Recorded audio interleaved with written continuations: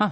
How did G.I. Joe figure out where he is with relation to home? That's the great question. That is, okay, I'm with you now. And I'm sorry for interrupting you earlier. That's all right. So how do they do it? Well, And if you have a one-sentence answer for it, then that's a short interview. it's a very, very easy answer. We don't know. Wow. But they have been doing a lot of crazy experiments on pigeons over the years, like 60 years now, to try and figure all this out. Like what? Let us count the ways.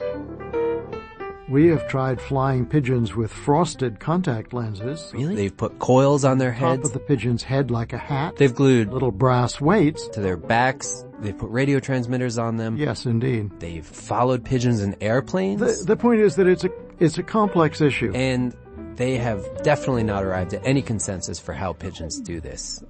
They have theories? Plenty of theories. Oh, yeah. For example, The Italians, Floriano Papi and his colleagues, believed that when you take the pigeons out to the release point, they sample the odors on the way to the release point. all the smells of the places that they pass. Right. Essentially a series of olfactory landmarks.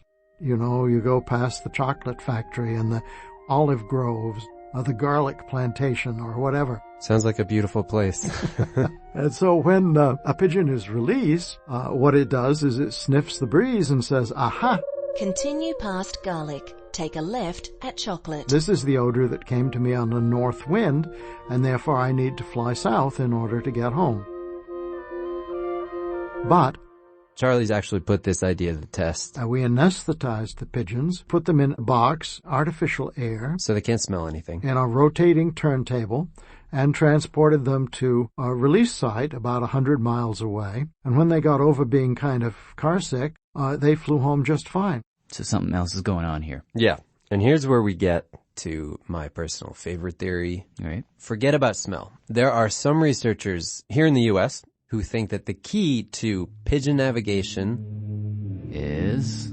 Are you ready for this? Yeah, what is it? Metal. Which is to say, if you go all the way down into the center of the earth, there's all this iron down there churning. And as it's churning, it's throwing off this magnetism Yes, lines of magnetic force. up through the earth, out into space. So imagine up there in the atmosphere above the planet, there are all these lines that are wiggling. And as G.I. Joe is flying through the air, he's moving through these lines. Ooh, do you think he sees the lines? Well, I can tell you that he might feel them because there are these little particles in his beak. Magnetite, magnetic iron particles. They're twitching. In some spots they twitch more, in some spots less. And if you can measure various aspects of the magnetic field, like its strength and its angle, you can tell whereabouts you are. Do you think that's what's actually happening? I think it may be partly what's happening. I mean, Charlie says there's probably a lot of things going down, and anytime you think you figured it out, the pigeon goes and messes you up. For example, he told me about this one place. There is a place in New York. about 90 miles west of here called Jersey Hill Fire Tower. If we take Cornell pigeons to Jersey Hill and let them go, they go random, and only about 10% of them ever find their way home. And so they are essentially lost.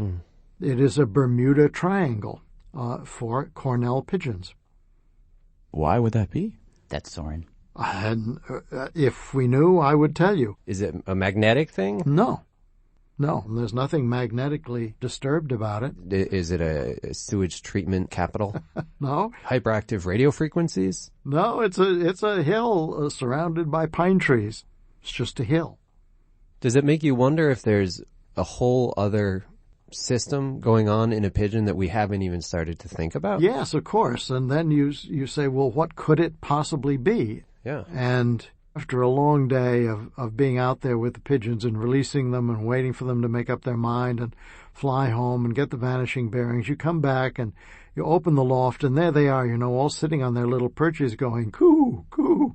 And you just long to grab one by the scruff of the neck and say, how do you do it? But so far, obviously, they haven't told us. One more thing. I didn't tell you about how they were monogamous. Oh. The pigeon mind might be unknowable, but the pigeon heart is an open book. Yeah. Well, Mindy said that with a lot of other birds, Roosters